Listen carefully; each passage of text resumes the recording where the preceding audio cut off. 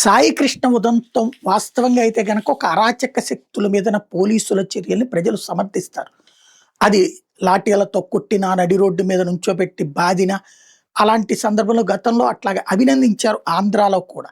అయితే ఈ మధ్య కాలంలో రాజకీయ అరాచక వ్యక్తులని ప్రోత్సహిస్తూ లేదా పట్టించుకోకుండా సామాన్యులైనటువంటి వాళ్ళ మీదన మాత్రం దాడులు చేస్తున్నప్పుడు ఒక నెగటివిటీ స్టార్ట్ అయింది.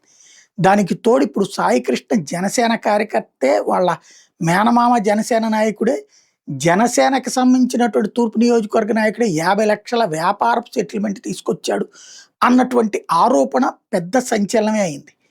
ఆ తర్వాతన అమ్మిశెట్టి వాసు మీద చేసినటువంటి ఆరోపణ. ఆ తరువాతన ఇక్కడ అతను చనిపోయినటువంటా చచ్చిపోయాడా, మిస్ అయ్యాడా, అతను సాయి కృష్ణ కాపు సామాజిక వర్గం కావడం, కాపు సామాజిక వర్గంలో చాలా పెద్ద ఎత్తునే అంశం తెర మీదకొచ్చింది. 25 కేసులున్నయి, 23 ఏళ్ల కుర్రోడు అన్నటువంటి పాయింటు ఒక రకంగా అది లేట్ అయింది. అది ముందు ప్రచారం చేసి ఆ పైన ఎన్కౌంటర్ చేసేసామని పోలీసులు చెప్పుంటే పెద్దగా పబ్లిక్ కూడా ఫీల్ అయ్యేవాళ్ళుగా, చస్తే మంచిదే కదా అనుకునేవాళ్ళు అతని వీడియోలు అవి చూసినప్పుడు.